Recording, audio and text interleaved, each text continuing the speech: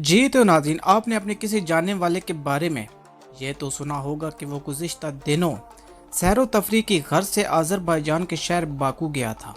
اگر یہ نہیں سنا تو اخبار یا انٹرنیٹ پر ٹریول ایجنٹس کے وہ اشتہار تو آپ کی نظروں سے گزرے ہوں گے، جن میں باکو شہر کی سیاحت کے سستے پیکیجز کی تشہیر کی گئی ہوگی۔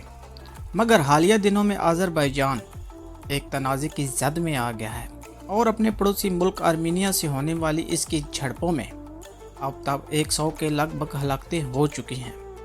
ہلاک ہونے والوں میں عام شہری بھی شامل ہیں۔ پاکستان اور بہت سے دوسرے ممالک کے لوگ ان دونوں ممالک کے بارے میں بہت ہی کم معلومات رکھتے ہیں۔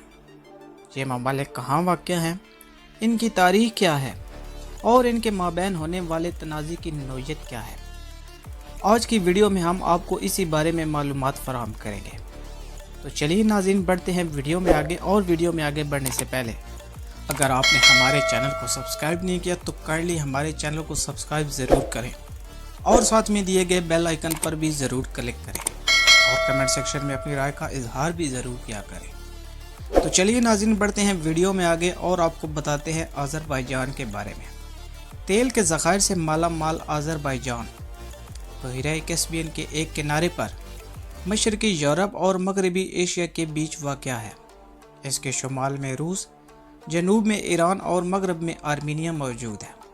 سن 1991 میں جب آذربائیجان سوویت یونین سے آزاد ہوا تو ترکی اور پاکستان، امریکہ اور ایران وہ ابتدائی ممالک تھے جنہوں نے اس کے ساتھ سفارتی سطح پر تعلقات قائم کیے۔ آذربائیجان کو تسلیم کرنے والا پہلا ملک ترکی جبکہ دوسرا پاکستان تھا۔ یہاں قریباً 1 کروڑ آبادی میں اکثریت مسلمانوں کی ہے، لیکن ریاست کا مذہب اسلام نہیں ہے اور آئین آذربائیجان کے مطابق یہ ایک سیکولر ملک ہے۔ اس خطے میں توانائی کے شعبے کے اعتبار سے آذربائیجان ایک عام ملک کی حیثیت رکھتا ہے، جہاں آذری اور روسی زبانیں بولی جاتی ہیں اور مرکزی برآمدات میں تیل کی مصنوعات شامل ہیں۔ اگر آذربائیجان کی تاریخ پر نظر دوڑائی جائے تو 19ویں صدی میں آج کے دور کا آذربائیجان فارس اور روسی سلطنتوں میں بٹا ہوا تھا۔ اسی صدی کے وسط میں جہاں دنیا کا پہلا تیل کا ذخیرہ دریافت ہوا۔ سن 1918 میں آذربائیجان نے خود کو ایک آزاد ملک قرار دیا، لیکن پھر سوویت فوج نے اس میں مداخلت کی اور یہ 1991 تک سوویت یونین کا حصہ رہا۔ الہام علیف آذربائیجان کے چوتھے اور موجودہ صدر ہیں۔ وہ سن 2003 سے اس عہدے پر براجمان ہیں۔ وہ اپنے والد کے جانشین تھے۔ پہلے یہاں ایک شخص 2 سے زیادہ مرتبہ صدر نہیں بن سکتا تھا، لیکن سن 2009 میں ایک ریفرینڈم کے ذریعے یہ قانون تبدیل کر دیا گیا۔ قانون میں تبدیلی کے بعد الہام علیف تیسری اور چوتھی مرتبہ صدر منتخب ہوئے۔ صدر الہاف کے دور میں آذربائیجان بین الاقوامی سطح پر کافی متحرک رہا، لیکن انسانی حقوق کی تنظیمیں ان پر آزادی رائے پر قدغن اور صحافیوں و کارکنوں کو گرفتار کرنے کا الزام لگاتی رہی ہیں۔ اور اب آپ کو بتاتے ہیں آرمینیا کے بارے میں۔ آرمینیا مشرقی یورپ اور مغربی ایشیا میں موجود ایک ملک ہے جس کے چاروں طرف دیگر ممالک ہیں، یعنی اس کی کوئی سرحد بھی سمندر سے نہیں ملتی۔ اس کے مغرب میں ترکی جبکہ مشرق میں آذربائیجان موجود ہے۔ اس ملک کی تاریخ دیگر یورپی ممالک سے بھی زیادہ پرانی ہے۔ یہ قدیم ترین مسیحی تہذیبوں میں سے ایک ہے۔ آرمینیا میں 4 صدی میں ہی گرجا گھر قائم ہونا شروع ہو گئے۔ 31 لاکھ کی آبادی والے اس ملک میں اکثریت مسیحی افراد کی ہے اور یہاں آرمینین اور روسی زبانیں بولی جاتی ہیں۔ آرمینیا نے 1918 میں پہلی عالمی جنگ کے دوران سلطنت عثمانیہ کو شکست دی، لیکن پھر اسے سوویت یونین کا حصہ بنا لیا گیا۔ سن 1991 میں یہ سوویت یونین کے ٹوٹنے کے دوران آزاد ملک کے طور پر ابھرا۔ سن 2018 میں آرمینیا میں پرامن انقلاب اور احتجاجی رہنما نکول پشینیان کے وزیر اعظم بننے پر کئی عرصے سے موجود ریپبلکن پارٹی اقتدار سے باہر ہو گئی۔ اور اب آپ کو ویڈیو میں بتاتے ہیں آرمینیا اور آذربائیجان تنازع کی نوعیت کیا ہے۔ آرمینیا اور آذربائیجان کے درمیان تنازع کا محور ناگورنو کرباخ نامی علاقہ ہے۔ اس علاقے کو آذربائیجان کا حصہ تسلیم کیا جاتا ہے، لیکن اس کا انتظام آرمینیائی نسل کے لوگوں کے پاس ہے۔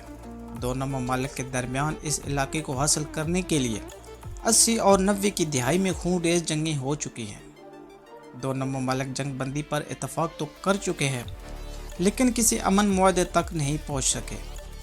آرمینیا اور آذربائیجان سن 1922 سے 1991 تک سوویت یونین کا حصہ رہے۔ دونوں ممالک جنوب مشرقی یورپ میں بھی ہیں جو دفاعی لحاظ سے عام خطہ ہے۔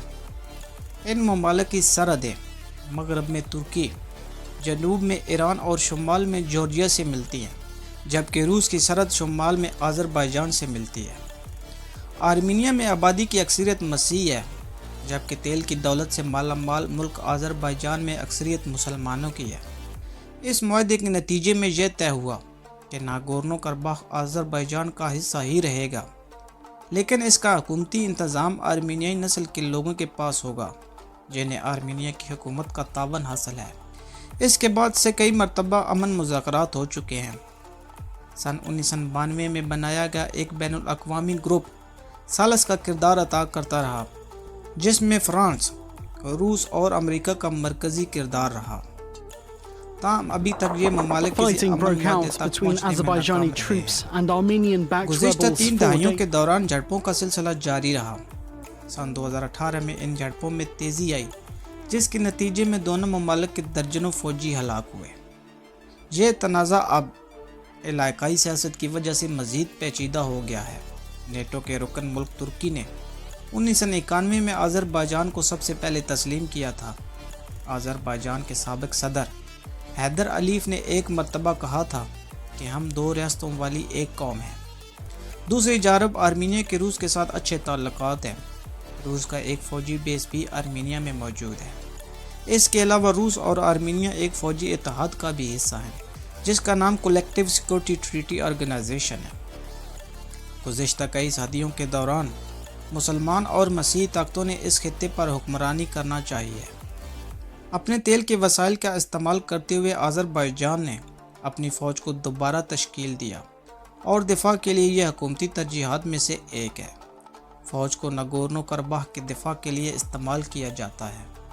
ترکی کے آرمینیا کے ساتھ سرکاری سطح پر تعلقات نہیں ہیں اور سن 2009 میں باہمی کوششوں کے باوجود یہ تعلقات قائم نہ ہو سکے۔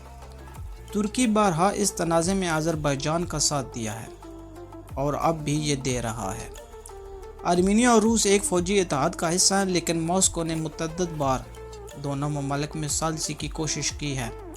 سن 2018 میں آرمینیا کے وزیر اعظم نکول پشینیان نے آذربائیجان کے صدر کے ساتھ تناؤ کم کرنے پر اتفاق کیا تھا۔ یہ واضح نہیں ہے کہ کس ملک نے حالیہ کشیدگی میں پہل کی ہے، لیکن دونوں ممالک میں کشیدگی ایک مرتبہ پھر عروج پر ہے۔ امید کرتے ہیں آج کی ہماری ویڈیو آپ کو ضرور پسند آئی ہوگی۔ اگر ہماری آج کی ویڈیو آپ کو پسند آئی ہے تو چینل کو لائک اور سبسکرائب ضرور کریں اور کمنٹ سیکشن میں اپنی رائے کا اظہار بھی ضرور کیا کریں۔ شکریہ۔